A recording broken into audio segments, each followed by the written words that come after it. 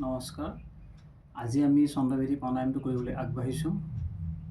এই চন্দ্ৰভেদী প্ৰাণায়াম কৰিলে কি কি লাভ হয় আমি এইখিনিতে চমুকৈ কৈছোঁ। চন্দ্ৰভেদী প্ৰাণায়ামৰ যোগেদি আপোনাৰ শৰীৰটো যি গৰম হৈ থাকে, ভিতৰৰ যিটো আপোনাৰ ইণ্টাৰনেল বডি, এই গোটেই ইণ্টাৰনেল বডিটোক আপোনাৰ ঠাণ্ডা কৰে। আৰু বিশেষকৈ যিসকলৰ প্ৰেছাৰত ভুগি আছে, হাই প্ৰেছাৰ বা ল' প্ৰেছাৰ আছে, তেওঁলোকক সম্পূৰ্ণ আৰোগ্য কৰে। এইটো একদম 100% সত্য কথা। কাৰণ কিয়, মোৰ এটা প্ৰেক্টিকেলৰ পৰা মই কওঁ। যোৱা 1 তাৰিখে একচুৱেলি মোৰ কোনোদিন প্ৰেছাৰ নাছিলে। যোৱা 1 তাৰিখে মই এটা ফ্ৰী হেল্থ চেকআপত চেক কৰিছিলোঁ।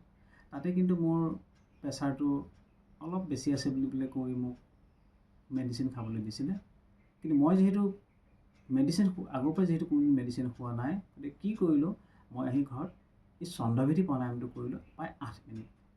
8 মিনিট কৰাৰ পিছত পিছদিনা 2 তাৰিখে মই আকৌ ফাৰ্মাচীত জুখিলোঁ। ফাৰ্মাচীত জোখাৰ পিছত কৈছে, আপোনাৰতো প্ৰেছাৰ নাই, আপোনাৰ প্ৰেছাৰটো নৰ্মেল আছে। তেতিয়া মই চিন্তা কৰিলোঁ, একচুৱেলি কথাটো ক'ত?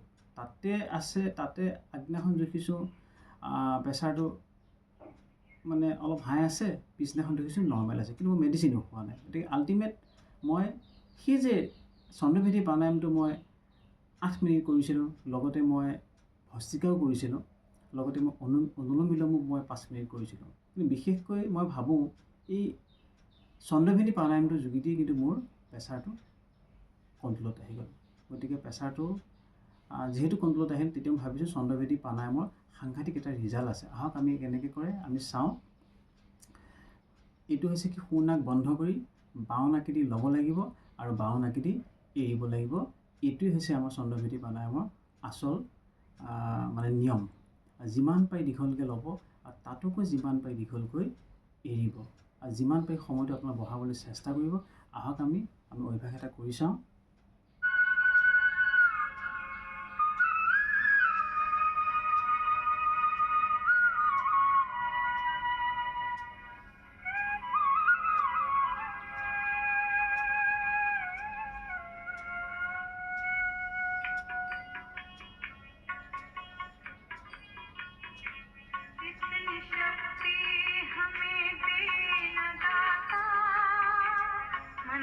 विश्वास कमजोर होना, इतनी शक्ति हमें देना दाता।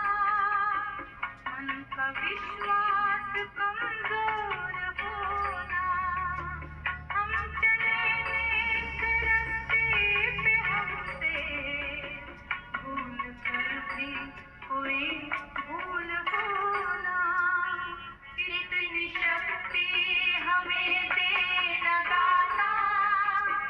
मन का विश्वास कमजोर होना, हम चले नेक रास्ते पे, हमसे भूल कर भी कोई भूल होना, इतनी शक्ति हमें देना दाता।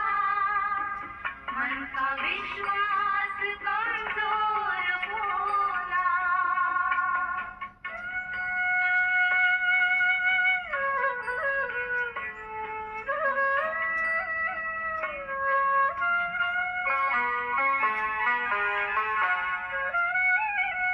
दूर अज्ञान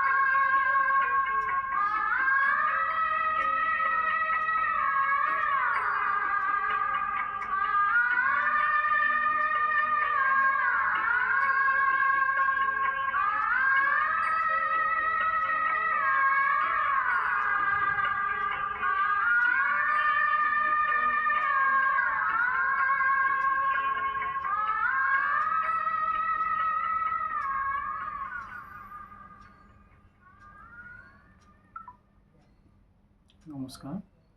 আহক, যদি আপোনালোকে মেডিচিন ফ্ৰী লাইফ জীৱন যাপন কৰিম বুলি ভাবিছে, যিসকল আজিও এই আসন প্ৰাণায়াম এই যুগলৈ অহা নাই, তেওঁলোকক আজি আহিবলৈ মই অনুৰোধ জনাইছোঁ। তেওঁলোকে 100% ৰিজাল্ট পাব। এইটো সত্য, এইটো প্ৰেক্টিকেল। নমস্কাৰ।